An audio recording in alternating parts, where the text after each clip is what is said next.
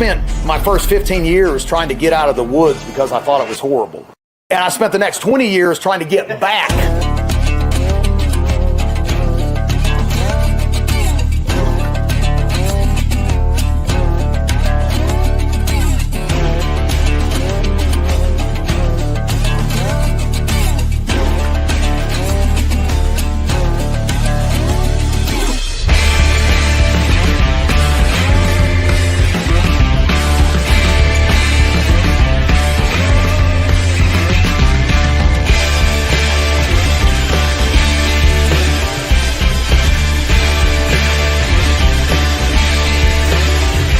The truth of the matter is we need to be well-rounded individuals like our forefathers were. Oh man, it is good to be back in this seat, hanging out with all y'all folks. We have missed you, of course. In the house, my man Patrick Seven, my people, my dude Joey. It's like I just saw you just a couple days ago, Joey. And Nancy, hello from northern New Jersey. Appreciate you. Thanks for coming by and hanging out with us. So, man, what have we been doing? Back in the saddle. You know the song. Back here on the homestead, 500 something chickens and turkeys running around. But it's good to be back. Back in the saddle again. Oh yeah, here we go. Man, that's a song I haven't heard in a long time. You know, and he always had that thing. It was like, yeah. Oh, all right, that's enough of that. I don't know what's wrong with me, man. I'm all fired up. Ready to go. Man, there's my man, Tom Bryce. There's Sandra. There's the Russ man, the Russ of Oz tuning in. Just hung out with all these awesome people. There's Mr. Tripp. What's going on? He's been out in the old West himself running around. That's why he couldn't join us at Mountain Readiness West. So for all you folks, you know we were out west. We were in Montana, Swan Lake. We were doing all the things. Turned out to be a great event. Awesome weather. Got to hang out with 3 of my 4 children that are all grown up and my 2 grandsons. So we ended up, great show, awesome instructors. One of them is presently backstage with us now, who was there teaching. And it was just overall, I mean, now I would tell you this, guys, this place is remote AF. I'm not even lying. This place is out. I think it was like an hour just to get to a gas station, but that's okay. You know, made it more. It was about the experience. So we were out there. Hey, there's Andrew Degenhart. What's going on, man? Haven't seen you for a bit, and I appreciate those photos. Were quite awesome, and they just don't give it justice, to be completely honest. That Glacier National Park was off the hook, and even locally around Swan Lake area, a lot of those pictures were while I was driving in. So it was very cool. It was an awesome experience, and we met a ton of phenomenally cool people. I got to say, it was worth the trip. Of course, just to hang out with the kids and the grandkids was a great thing. But then you throw in all the new people that we've got to meet, and it just made for an awesome weekend. So we had a blast. 41-hour drive out there and back kind of sucked, not going to lie, but it was worth the trip. That trip back, man, I ain't even lying. I got out the truck after, I had 2 days to get back because we had so much stuff going on. And when I stepped out of the truck, it was like I just did my first week in federal penitentiary, man. My backside was hurt. Not going to lie. It was brutal, but we had a good time. And, of course, we're not done having a good time because we have all this awesome stuff that is still coming up in the near future. So as always, this episode is brought to you by the Sovereign Health Summit. Sovereign Health Summit, October the 27th through the 31st in Harmony, North Carolina at the Van Hoy Family Campground. Look here, y'all. If you're looking to get your health in check, this is the place to be.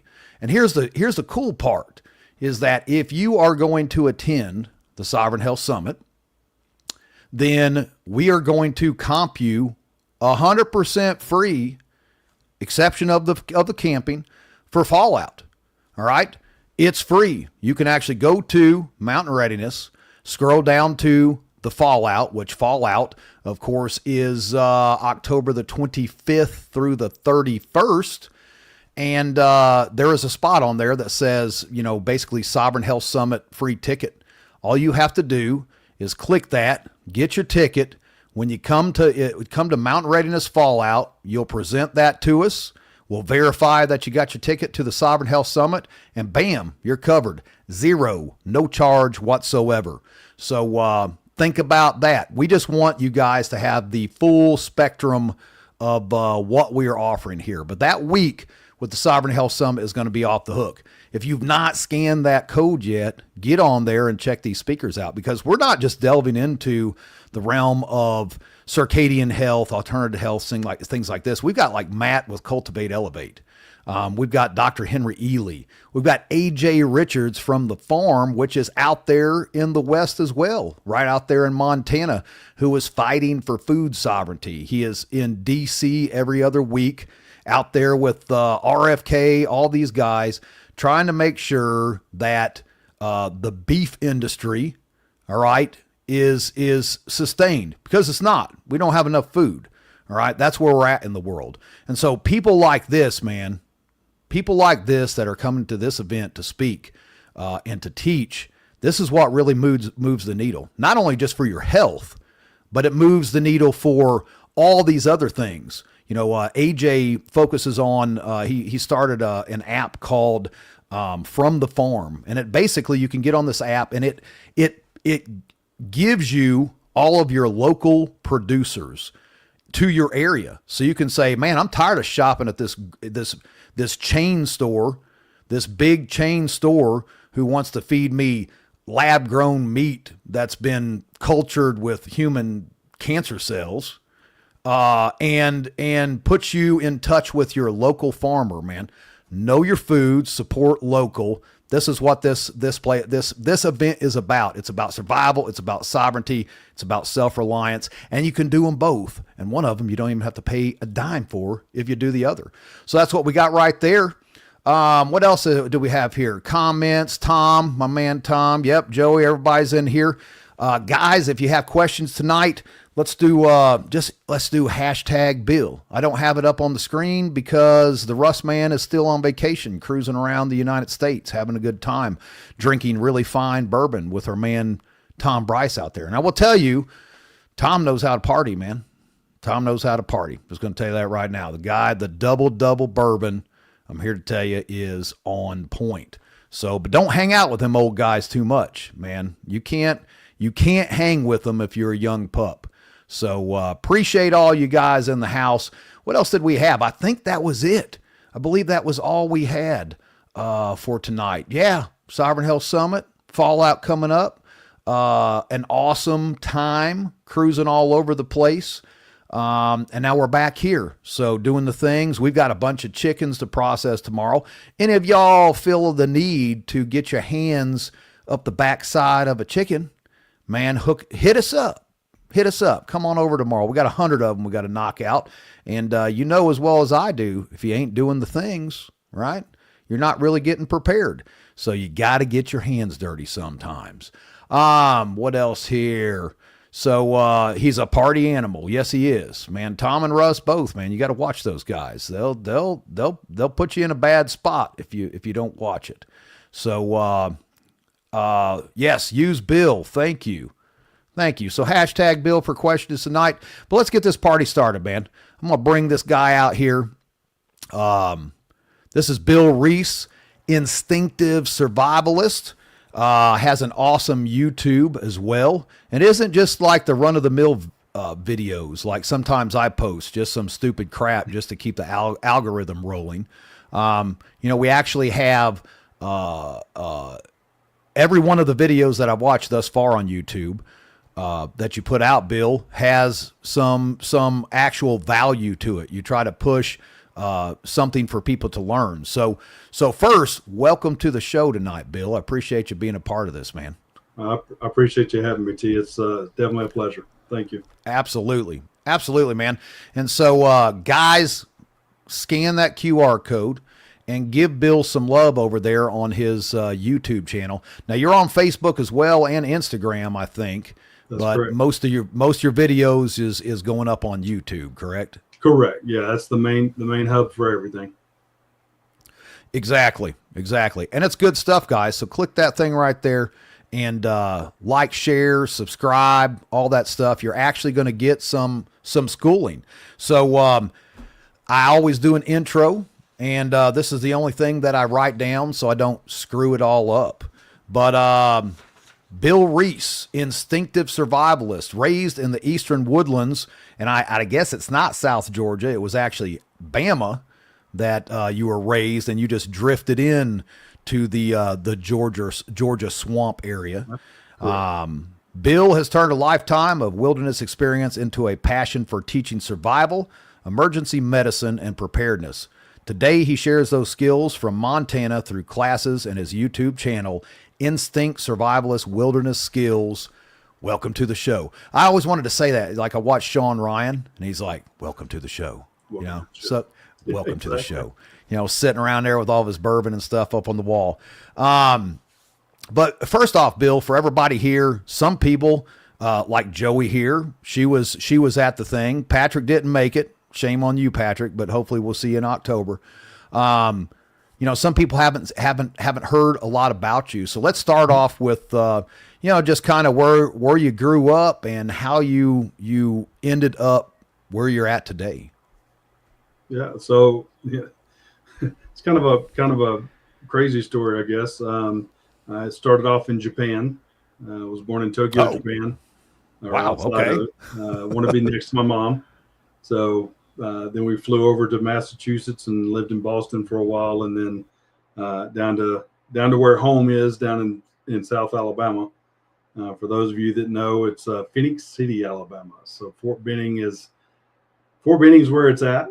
That was kind of the big part, and I grew up like everybody else in the South, where we're hunting and fishing and doing all the fun stuff. And I'm of the age of you can't come in until the street lights are on. Well, we didn't even have street lights, so that's how bad that was. Right. I feel that. I mean, how long? I mean, did you come over young from Japan then, or did you spend some childhood? Yeah, I was at 2. So 2. Right. Then lived in Boston 6. I think it was like 6 months, 9 months, somewhere in there. And then all the family was in Phoenix City. All the family was in Phoenix City, and so that's kind of where we landed. And then Dad retired from the Army, grandfather retired from the Army, other grandfather retired from the Army, whole bunch of stuff going on from there. And just spent time out in the woods for the most part. And then after that was okay, let's see as we get older what else we can do. And from my perspective, there was a lot of, hey, let's try primitive skills. Hey, let's try camping. Hey, let's try this. Hey, let's try that. And it was a lot of learning, trial by fire, so to speak.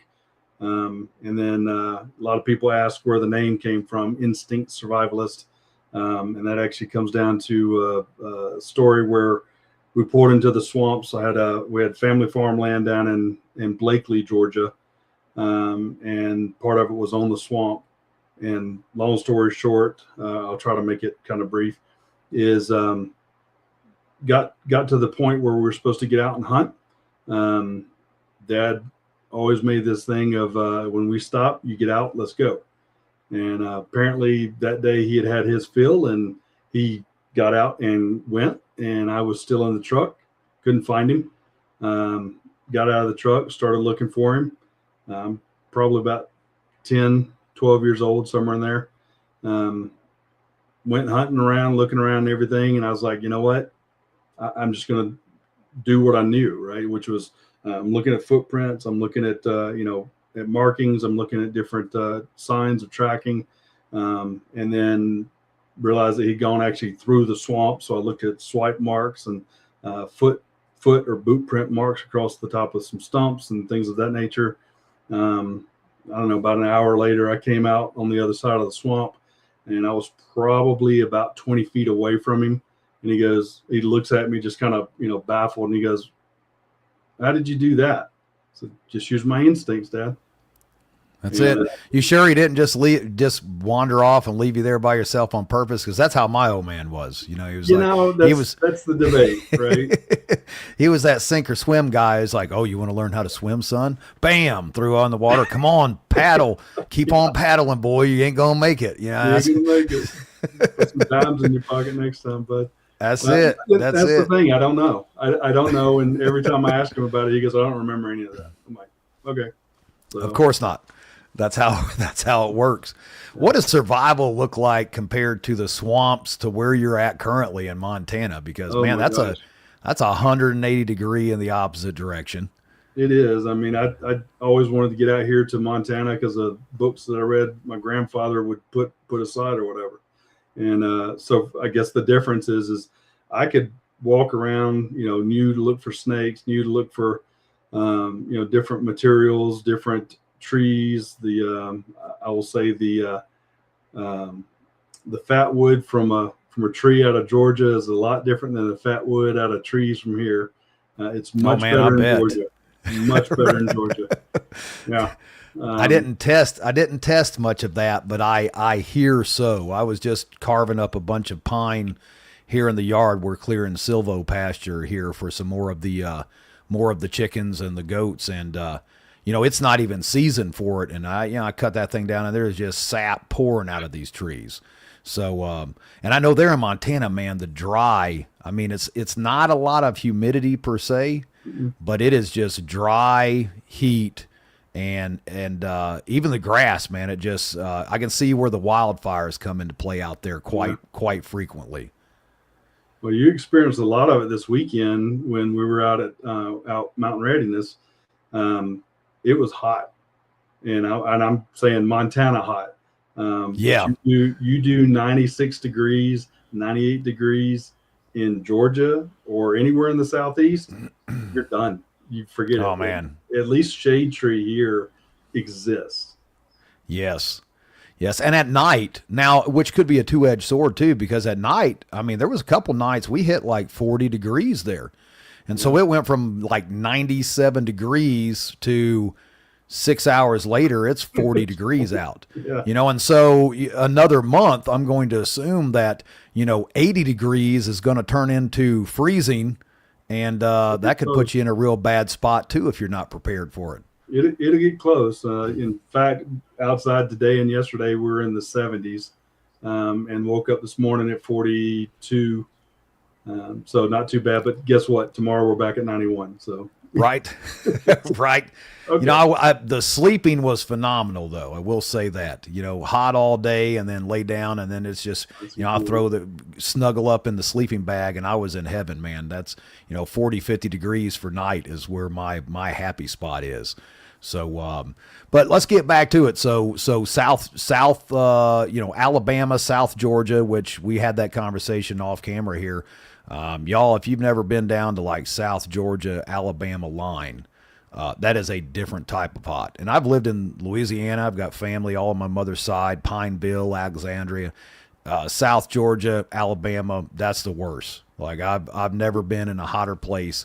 Mississippi was not much better. I will say that. I agree. Especially oh yeah. Oh man. And then that Natchez Trace, like who decided that was a good idea to have a road that goes on forever and there's state troopers parked off of it all the way down, and you can't speed because these guys ain't got nothing better to do. And you better fill up at the gas station before you hit that thing or you're done. And I'm sure tow service out there is going to be a pretty penny.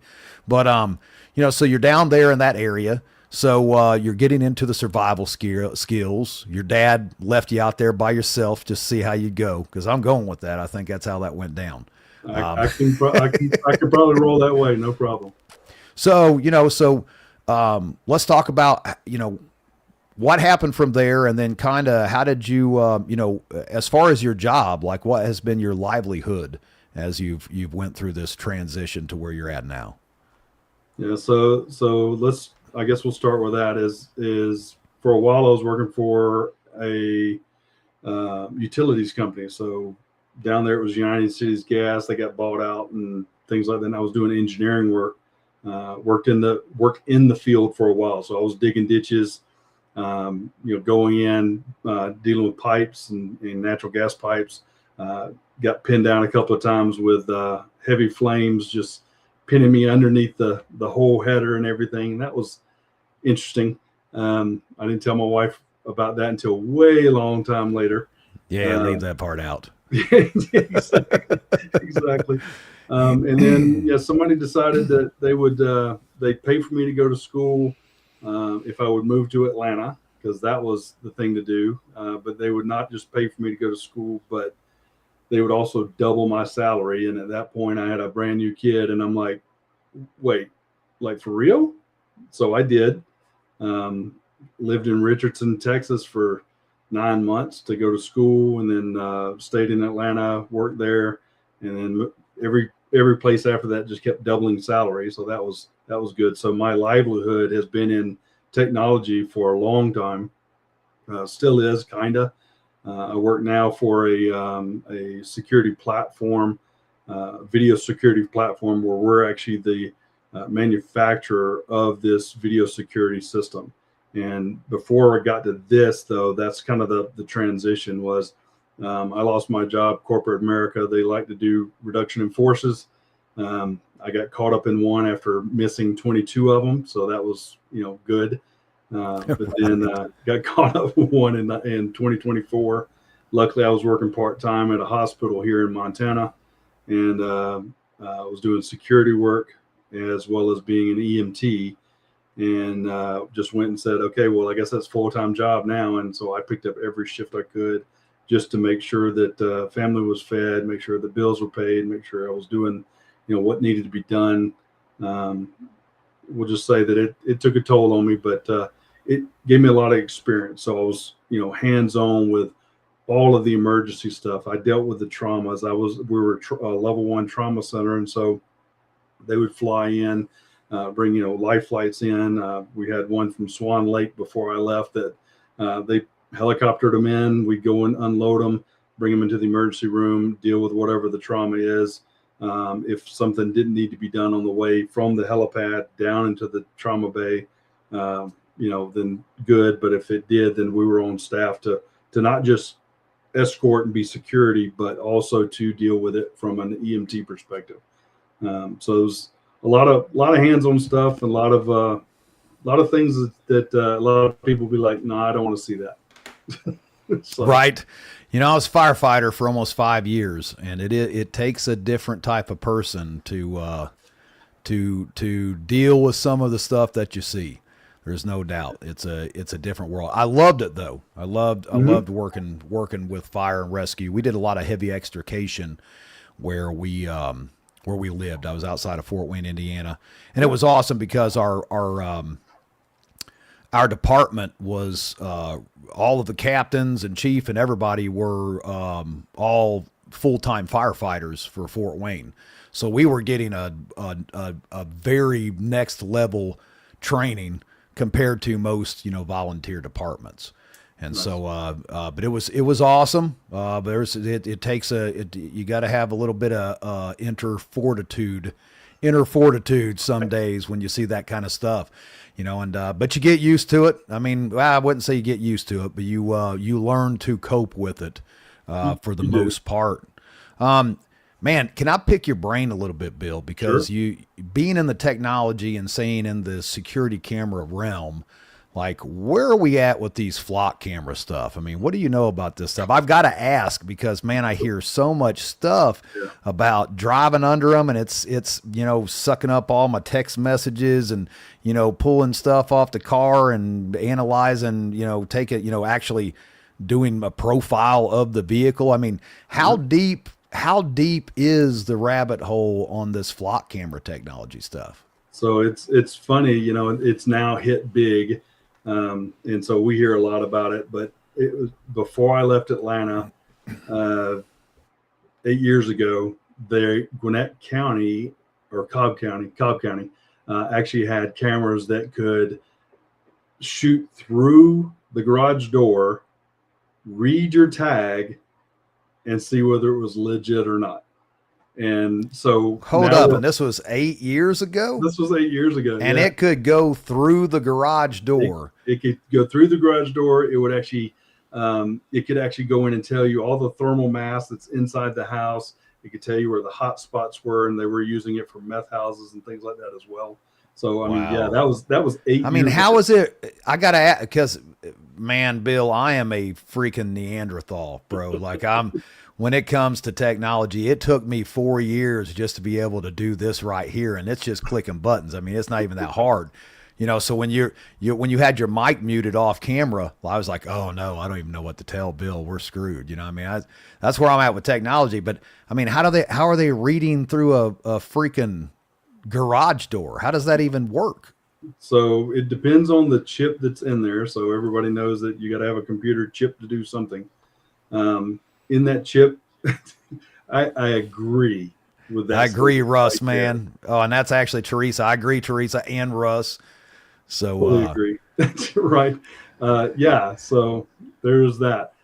So a lot of it has to do with computer chips and what it can analyze nowadays, especially with the new stuff. They've also implemented the chip, what it can do, what it can analyze, and then add AI on top of that. And you know, regardless of what you think about AI, I'm sure you got folks commenting on those as well. But the reality is that combine the two together, it's looking at analytical information and data. So you talk about passing under, what is it looking at? It's monitoring everything depending upon the camera. It can monitor, number one, bodies, right? That's the first thing. Number two, it's looking at objects. Do you have any firearms in your vehicle? Number three is, do you have any firearms on you? Is there a black mass that is somewhere in your vehicle that should not be there? Same when you're looking at, a lot of the ones they were trying to do here in Montana, especially in the nearest city here, which was Missoula.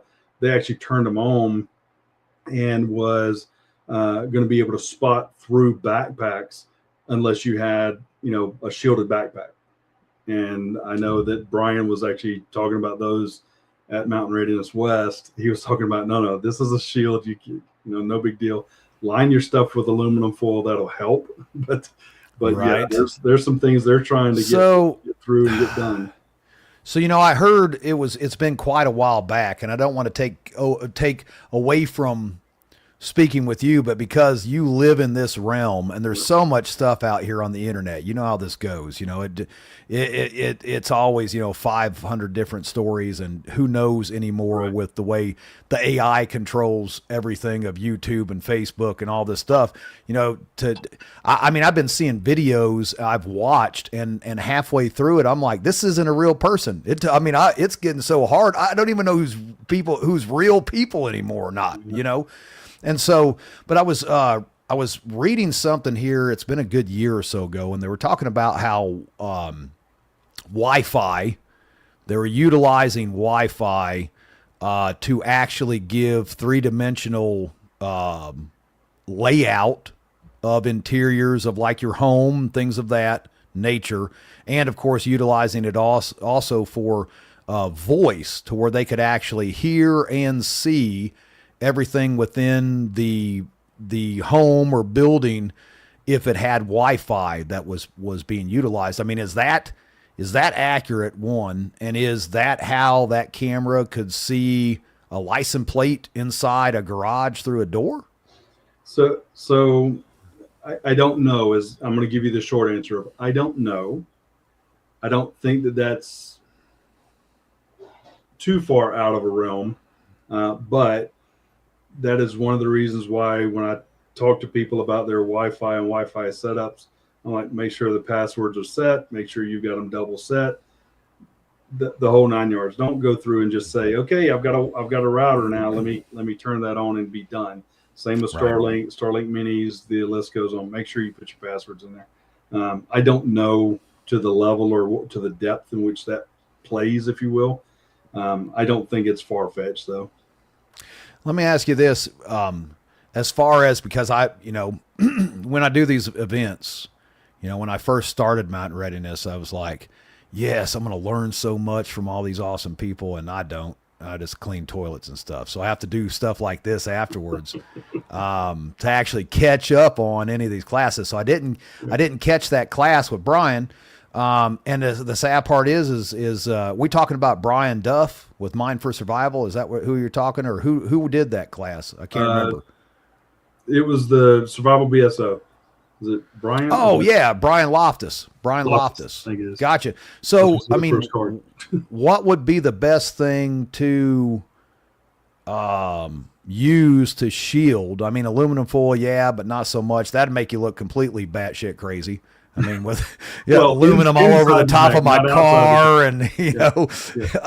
But I mean, what is the best? I mean, what is the best thing to utilize as far as shielding for this type of a purpose? So I don't know that there's anything that's ideal.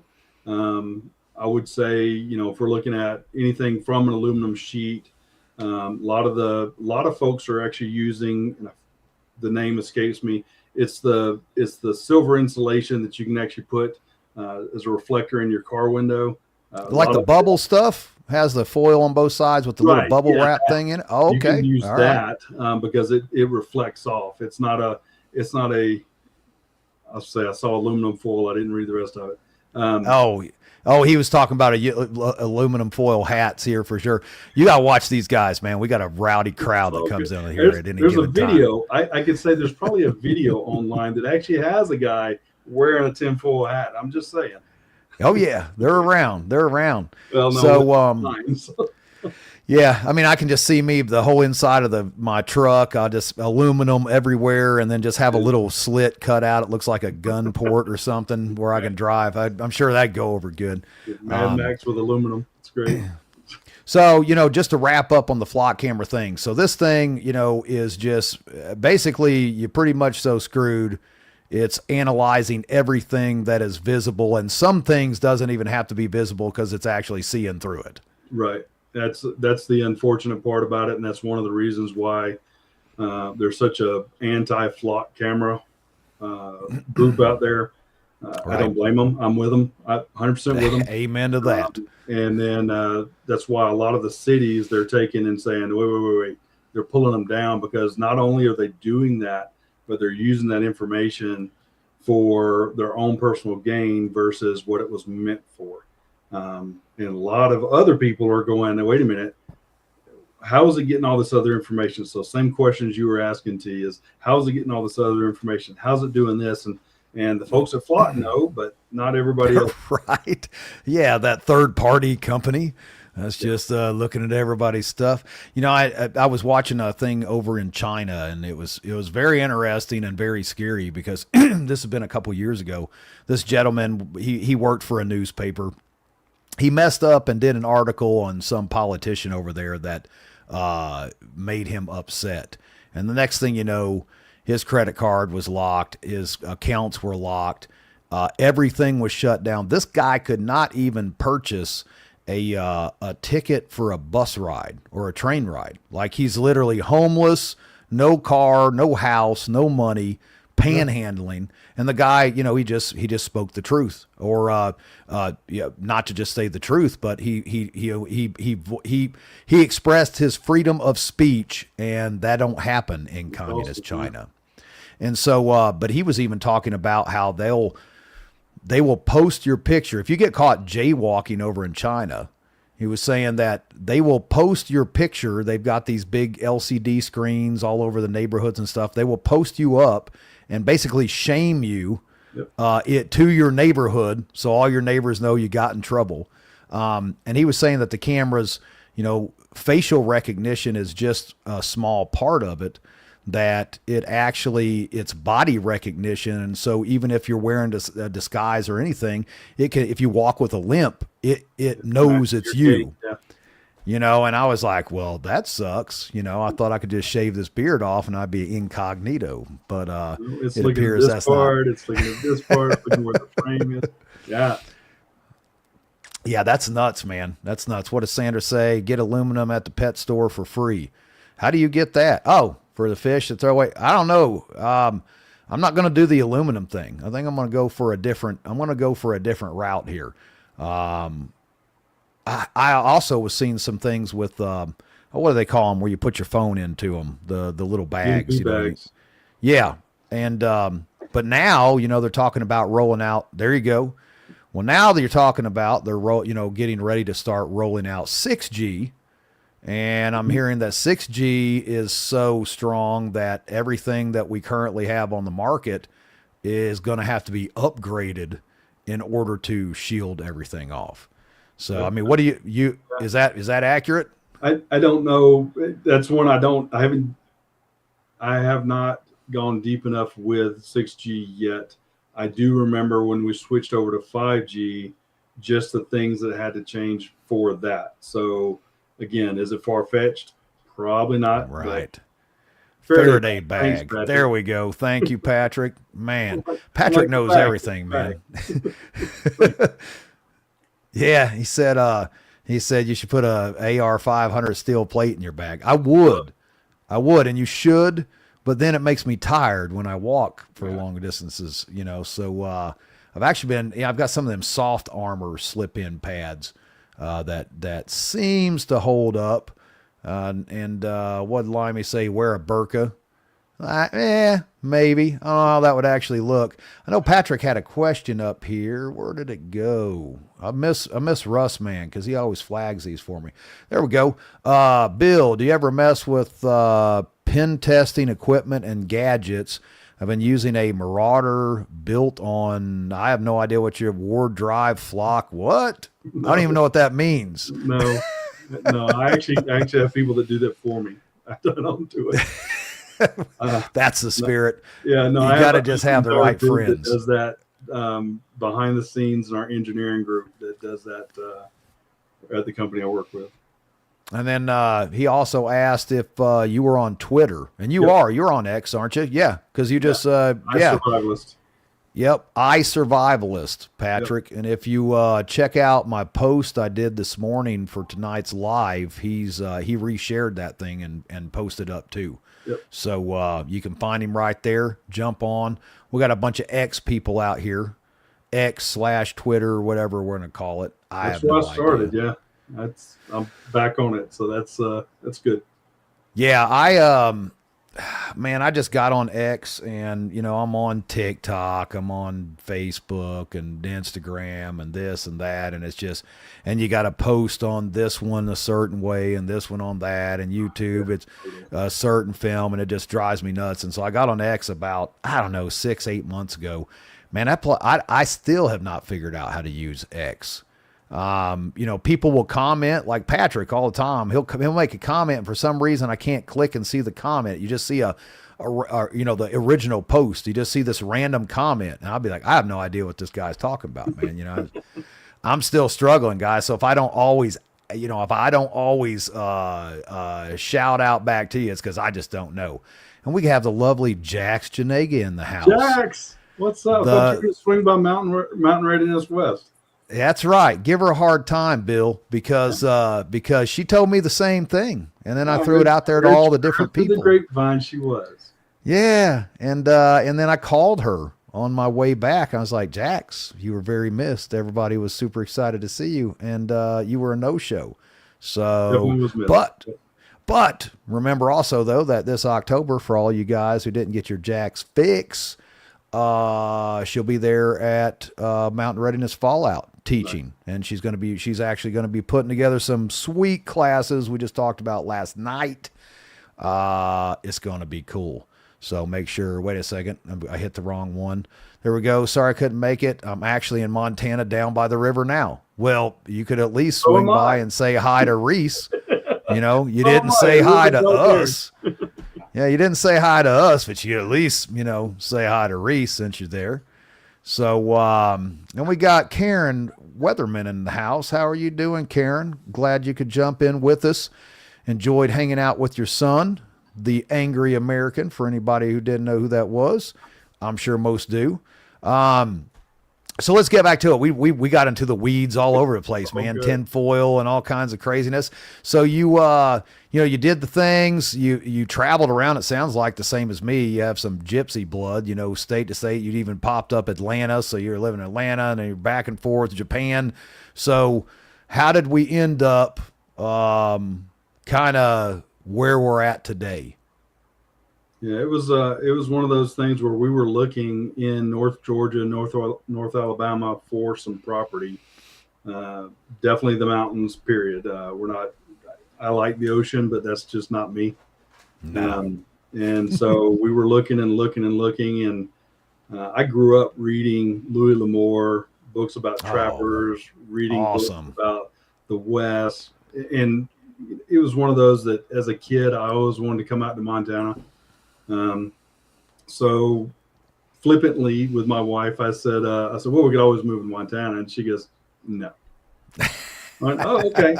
But at the same time, I had an event that I was going to in Idaho for a week. And I said, I tell you what, why don't you fly into Missoula? We'll stay in Montana for a week. We'll go, up and down, just looking around. Nothing to do. We're just looking. We're just looking at the mountains because I've always wanted to go. She's like, okay, fine. So her and my daughter flew in. I got finished with my deal in Idaho, came up and got into the vehicle. We drove up and down, even looked at some houses, some different things there, just different areas.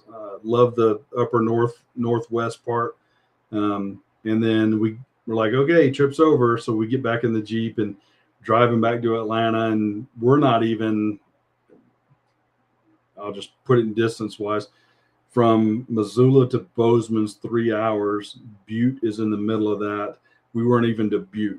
Butte was an hour and a half away, and we weren't even there. And she turns to me, tears in her eyes. She goes, oh, we're moving to Montana.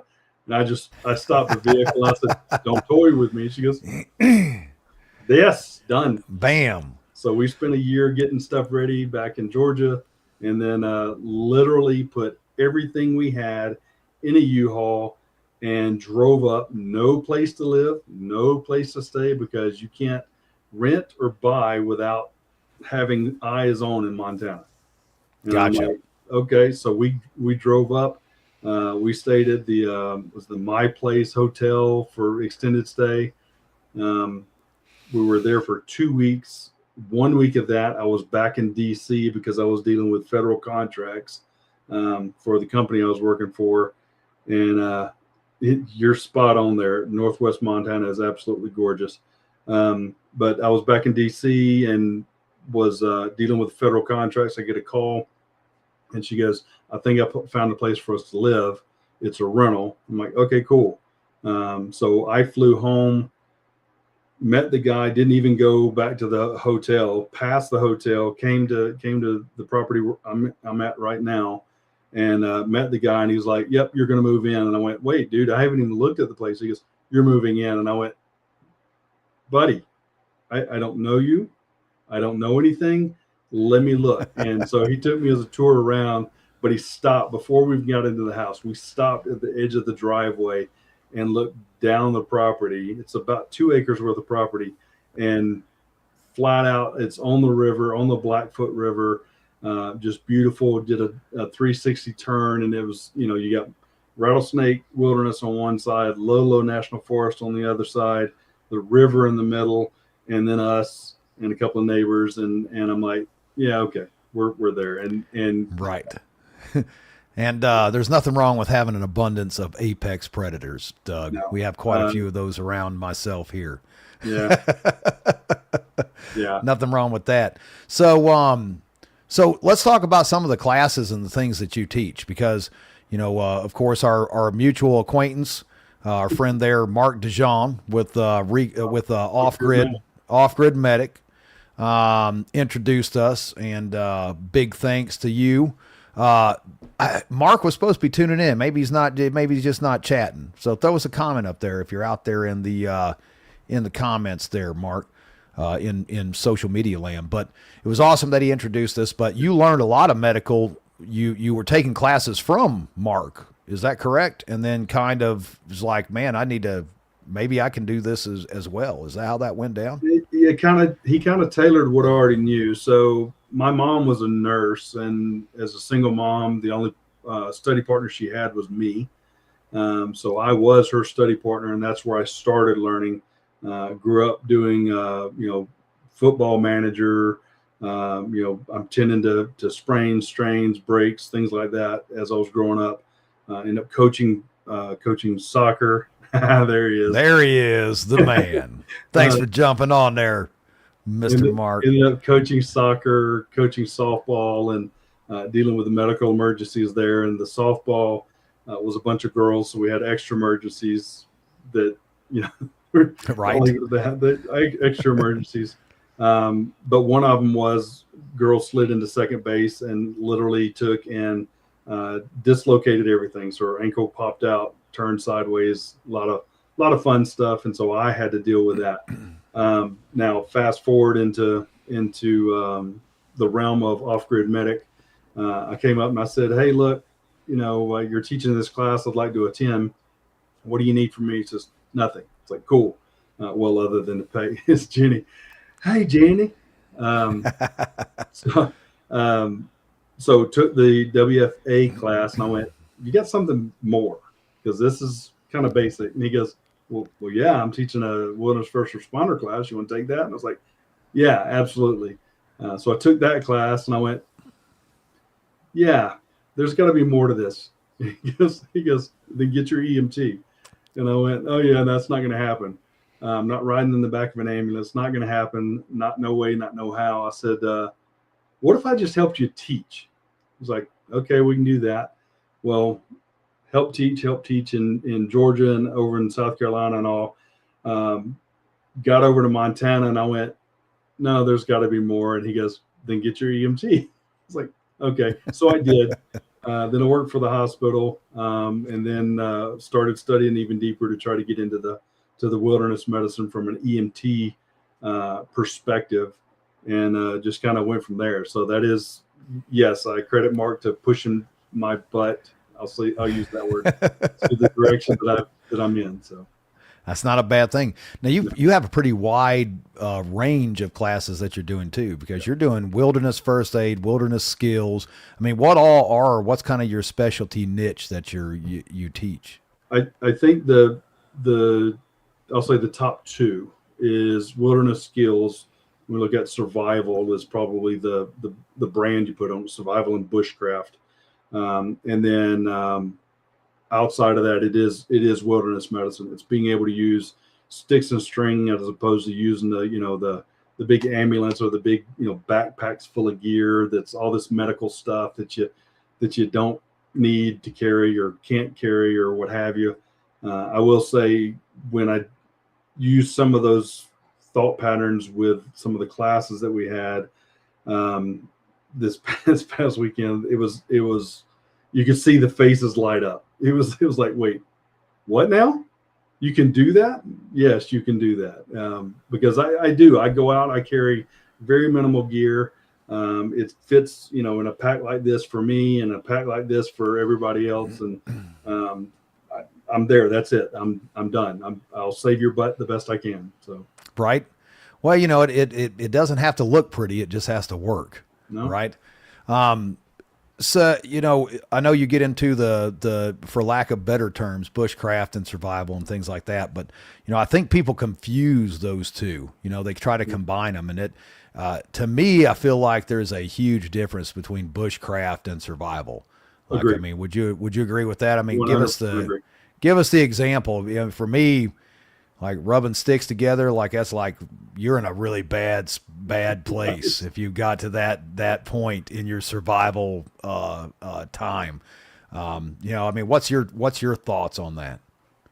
So it is. It's bushcraft to me is one of those where you can use some of the bushcraft skills if you're going to be there for an extended time, but it's designed to I'll just say make your path easier or comfortable while you're in the woods. That's bushcrafting.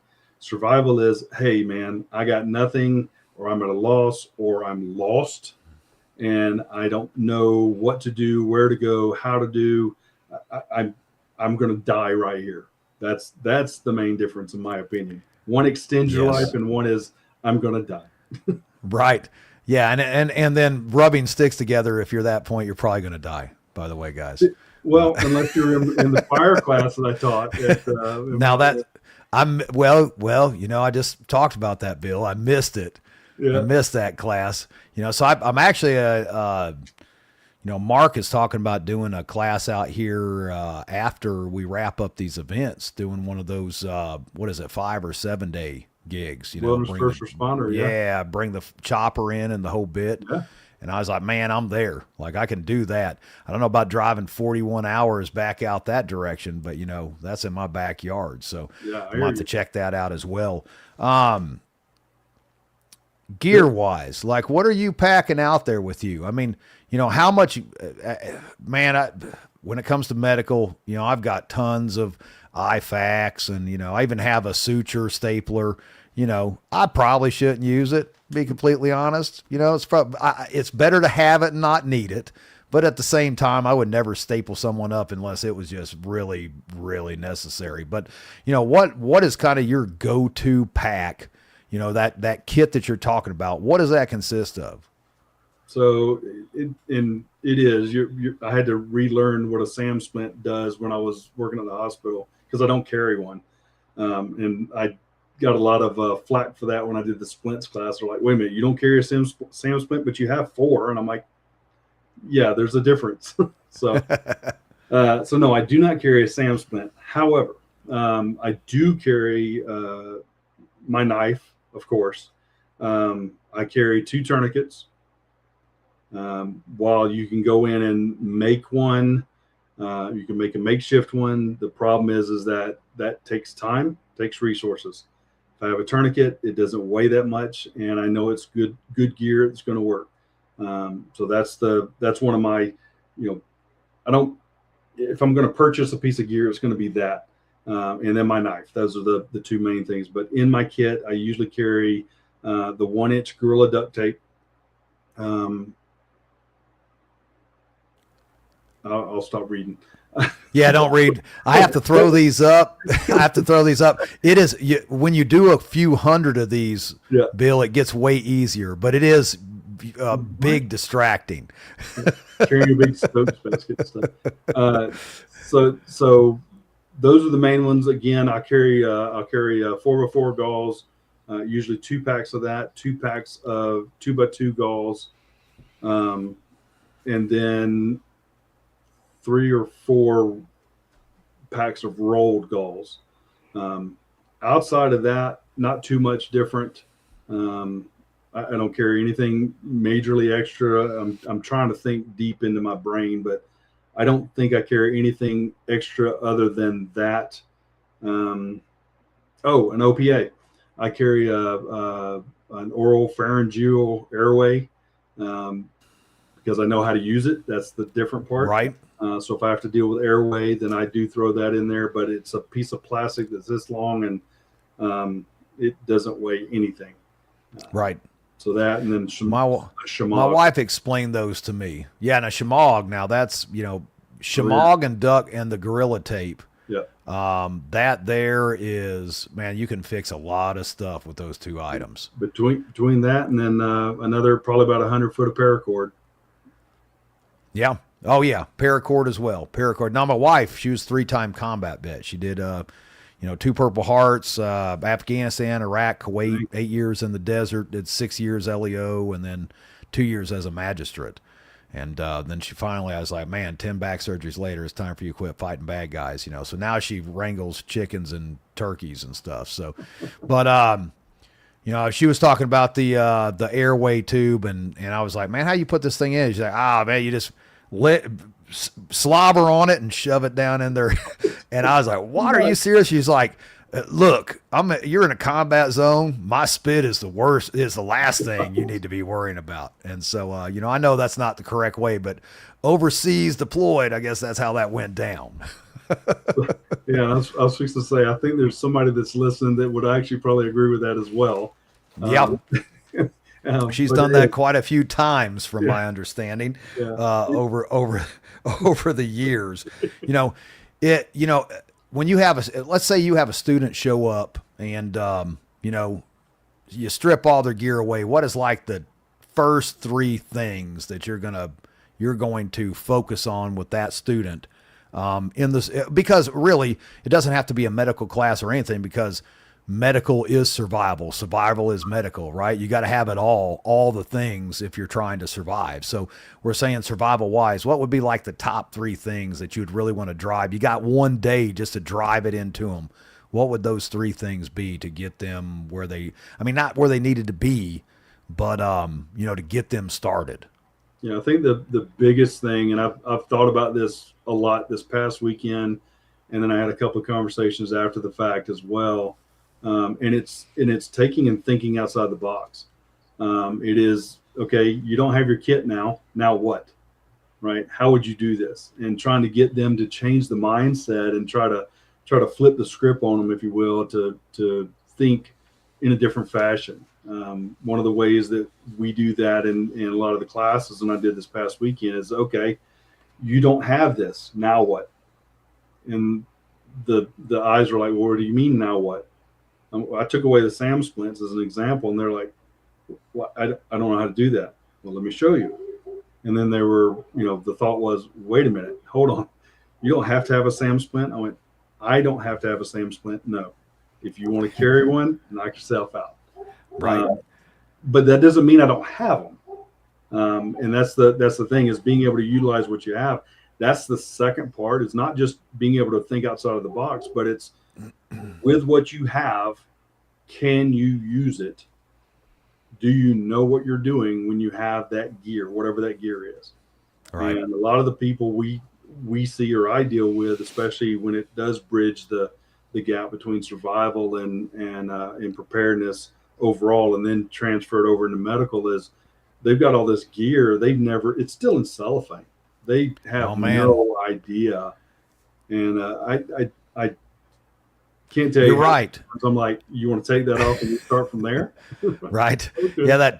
That tourniquet that's still all wrapped up in plastic, and that's, and I get it. Like, we live in this world, it seems like, that is just everyone, hey, let's watch YouTube videos and we're good. That's kind of the world we live in. And, yeah, we live in that realm as well. It's part of the gig. But at the same time, it just seems like there's so much dangerous garbage out there that gets thrown out. And we are a consumer world, right? Everything is consumed. Oh, you got a problem? Buy this. You got another problem? Buy this, buy that. It's buy. Yeah. To where, I myself, growing up, living out in the sticks, like, we made equipment. Yeah. You need to hoist logs up on that wall. Well, we made our own winch system, and chop trees down and to get the job done. And in this day and age, it's just, let's just buy a piece of equipment. I think that's where we kind of went sideways, and why people have so much gear. And I do love gear, I'm not gonna lie. But yeah. you gotta test that gear as well. Well, and we've always had this mindset of dirt time, and if you don't spend time in the woods, then you're never going to know what to do when you're in the woods, if that makes sense. Yes. And it's the same. It's the same in this, I'll say, civilian world, the street side, or however you want to look at it. At the hospital, we had a guy that would walk around. He was there for about 2 months. And I didn't realize it until then that he had, right? Nailed it. 100%. I didn't realize that he had his tourniquet inside a pocket on his vest, and that's fine. But what I didn't realize until we went to utilize this tourniquet is it was still in the wrapper with the paper and the plastic around it and everything else. And I went, somebody find me a tourniquet now. Right. He's like, I mean, well, what is that? It's only going to take you another 30 to 60 seconds to unwrap that. I mean, what's the worst that could happen, Bill? Right. Yeah, no. Off-Grid Medic and I shared a video that was 19 seconds from the time the man's jugular got hit to the time. Was that in the mall? Was that in the mall where the dude stabbed him in the neck? Yeah. Oh, Probably yeah, man. Same video, yeah. I think it's the same one. I watched the same one, and I was like, holy cow. Because this dude, 19. bam, real quick, stuck him. And it was like some gangs or something. They were fighting there or whatever in the mall. And then, yeah, you're like 20 seconds. This dude walks forward, kind of stumbles a little bit, bam, done, out on the floor. And I was like, wow. So, So yeah, taking that plastic, is that plastic wrapper going to cause you a problem. Not that it would help you on that in the neck, but still in yet. Well, I've tried it a couple of times. Well, depending on if you like the person or not. Great for silencing people. That's the way I'll Yeah, exactly. So, man, Bill, it's been a pleasure. We blew through this hour like it was nothing. We've got to get you down here to some of your kind of old stomping grounds to get to one of our events. We've got our, Mountain Readiness Spring Expo will be this next year, April the 30th through May the 2nd. So the first weekend of May, Friday, Saturday, and Sunday. And we always have a blast with that. So it'd be cool to get you and Mark together, do some classes out there. And it's always a good time. We have a hell of a turnout and a lot of awesome people that come down. I know you can't make it this October because you're going to be busy, it sounds like, in Alaska. So yeah. I ain't gonna hate on you for that. I don't know though. In October in Alaska, it's probably still not horrible weather. It's Alaska. That's the way. It's Alaska. It could change at any given. Yeah, exactly. So tell everybody where they can find you, guys. Also, you can scan this QR code, but give everybody the rundown of where they can find you there on media. So YouTube is probably the main spot you'll see me. X is x.com/isurvivalist. Facebook is facebook.com/isurvivalist. Instagram is instagram.com/isurvivalist. So the only one that is instinct survivalist is YouTube. Everything else is isurvivalist, all one word. Awesome. And then where can people find you to sign up for classes that you do? I have not posted any, so you may catch me on the Off-Grid Medic site. But right now, I don't have any that I'm working with Mark on. 2027, we're looking to have more here. We've got some things we've got to work through here before we get them posted. Well, maybe we can get you down here if Mark does that class here at the Van Hoy Family Campground. I think he's looking at maybe November-ish. Something like that, or was it? It was either November. Get with Mark. Maybe it was like February of 2027, something like that. Okay. Man, I've slept since then. This mind is not the steel trap it used to be. Well, it's steel trap, all right. It doesn't open to get anything. Yeah, no doubt. Yeah, steel trap rusted shut. So, but once again, man, really appreciate you. Thank you for teaching those classes and filling in those classes that we needed to get filled. Everybody said it was awesome, and I can't wait to take some classes with you, hang out a little bit more. We'll have to do this again, but appreciate you, brother. Hey, man, I really appreciate it. Thanks for everything you're doing. Let's just build community, bud. That's what it boils. That is what it's about. So, guys, everybody out there in the chat, thanks for tuning in. You all are the ones that make this possible so we can keep doing these things. Remember to tune in next Monday. We'll have another guest. And you know the routine. Stay safe. Stay ready. We'll see you then.